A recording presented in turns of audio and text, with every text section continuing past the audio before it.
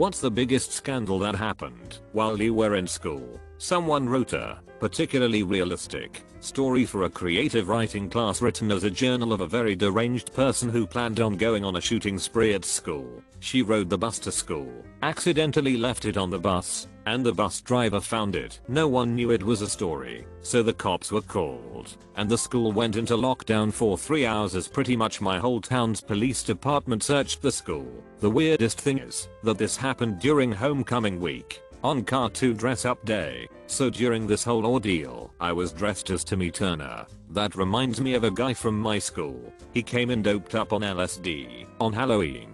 Obviously he's tripping, so the administrator comes to take him away. He was a big guy, and he was dressed as Darth Vader, so this kid is high as F. And all of a sudden Darth Vader comes to take him away. If only you could see into that guy's mind.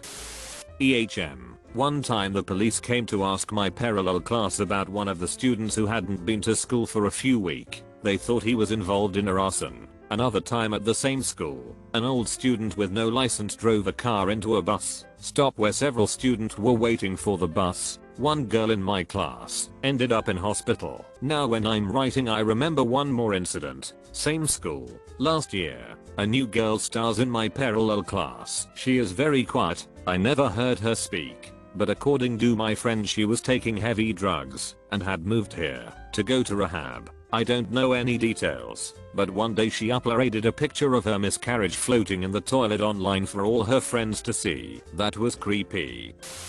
In 8th grade, a guy in my class threw a VHS tape literally across the room at a poor substitute teacher and hit her in the back of the head. She started crying. I don't blame her. I bet that hurt like a bee and left and never came back. Another one that comes to mind was when a teacher at my high school would smoke weed almost every day. When the students were at lunch, she would either lock her room door or walk to her car and toke it up. When students came back in it smelled like air freshener. Her eyes were as red as a devil's dick, and she would stuff her face with snack food that she brought in a large cooler. Everyone knew, but nobody said anything. Because she was actually really nice. Not really that scandalous, but that's all I can think of besides the classic teacher getting arrested for receiving blowjobs from students story that everyone has heard.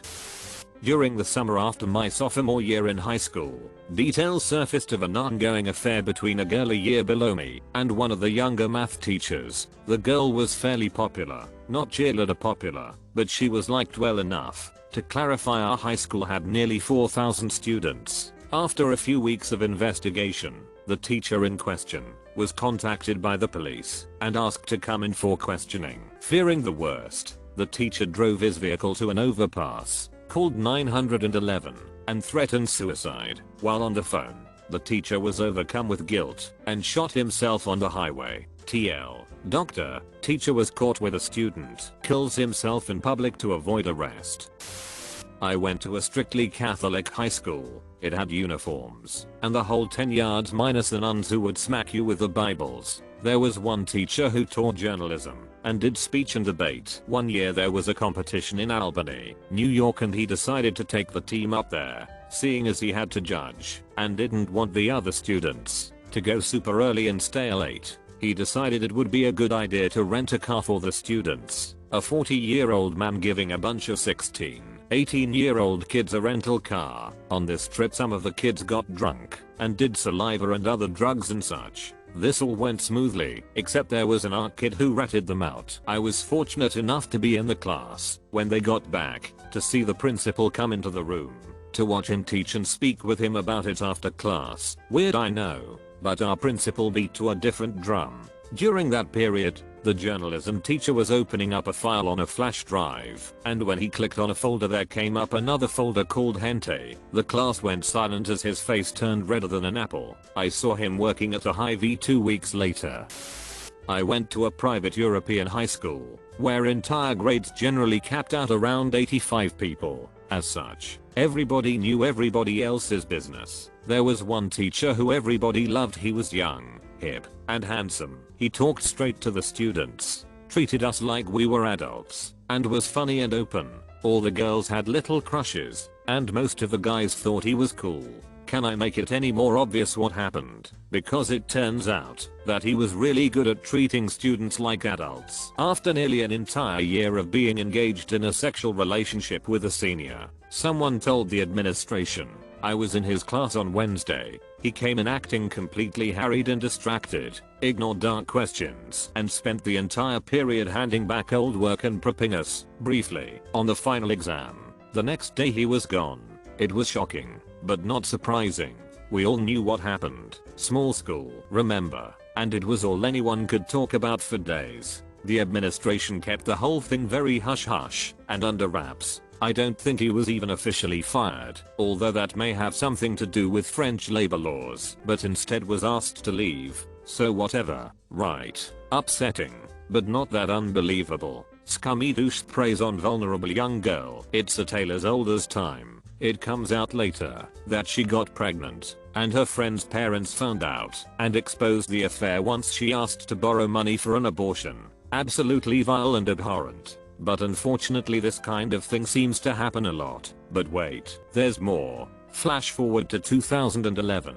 My friends and I from high school keep an ongoing email thread going to stay updated in each other's lives. One day, I get this message. "Has anyone heard about Mr. X's book?" What? He wrote a book? Let's Google that. What do we find? Novel title is the harrowing story of a popular and adored teacher at a private international high school who becomes involved with one of his students, blah blah blah. It's the exact same story. Gross. Beyond gross. I find a copy in a bookstore and read it and have to sit down because I'm shaking so much. Not exaggerating. Nothing was fiction.